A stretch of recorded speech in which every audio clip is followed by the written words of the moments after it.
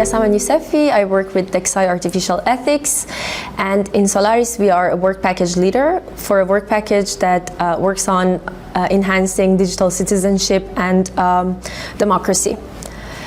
Within the book, I am the lead author of a chapter that is about governing deepfakes and about the legal initiatives and regulatory gaps. The chapter explores AI-generated contents from a legal and ethical standpoint, and the premise is that deepfakes weaponize personal data and they create immaterial harms, for example, emotional distress and reputational damage, and these harms usually target more vulnerable groups of people.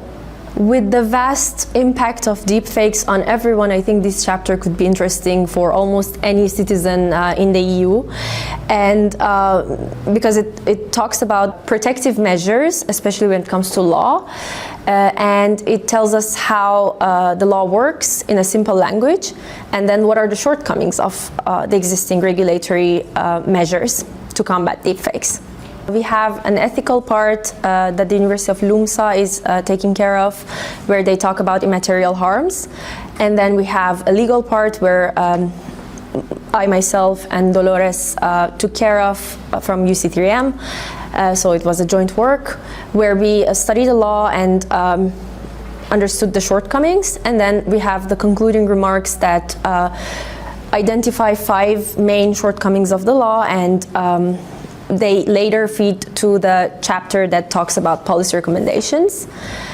So for policymakers to take into account in light of the shortcomings of the regulations. I have a legal background, so I enjoy studying law, but what I really found interesting was the discussions that we did on harm and on manipulation, because this is something that I think lawyers pay less attention to, and regulation also pays less attention to. So the fact that we usually focus on reactive measures rather than proactive measures, but in this sense we are kind of trying to shift that and focus on proactive measures and focus on ex ante measures, where we start developing the law before, and in this case policy, before the problem emerges. I would like for everyone to read this chapter and the whole book, because I think it's a very interesting product of this project.